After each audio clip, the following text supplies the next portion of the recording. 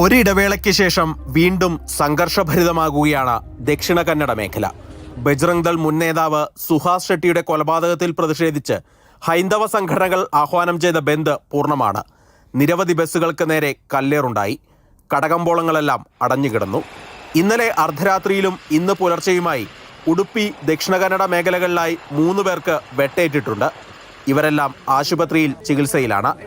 സംഘർഷം വ്യാപിക്കുന്നത് തടയുന്നതിനായി കൂടുതൽ പോലീസിനെ മേഖലയിൽ വിന്യസിച്ചു. സുഹാസ് ഷെട്ടിയുടെ കൊലപാതകികളെക്കുറിച്ച് കൃത്യമായി വിവരം ലഭിച്ചതായാണ് പോലീസ് പറയുന്നത്. 6 അംഗ സംഘമാണ് കൊലപാതകത്തിന് പിന്നിൽ. അന്വേഷണത്തിനായി പ്രത്യേക സംഘങ്ങളെയും നിയോഗിച്ചിട്ടുണ്ട്. We have already taken note of it. In fact, we have set up 4 different teams to catch these culprits. We are going to bring them to books. We will not have any compromise on this. 2022 സൂറത്കലിൽ കൊല്ലപ്പെട്ട ഫാസിലിന്റെ കൊലപാതകത്തിന് പ്രതികാരമാണോ നടന്നതെന്ന സംശയത്തിലാണ് police. അടുത്തിടെയാണ് ഈ കേസിൽ സുഹാസ് ഷെട്ടി ജാമ്യത്തിലിറങ്ങിയത്. യുവമോർച്ച നേതാവ് പ്രവീൺ നെട്ടാരുവിന്റെ കൊലപാതകത്തിന് തിരിച്ചടിയെന്നോണമാണ് ഫാസിലും 2022 കൊല്ലപ്പെടുന്നത്. കർണാടക പോലീസിന്റെ ഗുണ്ടാ ലിസ്റ്റിൽപ്പെട്ട സുഹാസ് ഷെട്ടിക്കെതിരെ നിരവധി criminal കേസുകളും നിലവിലുണ്ട്. ഇന്ന് വൈകിട്ടോടെ സംസ്കാര ചടങ്ങുകൾ നടക്കും.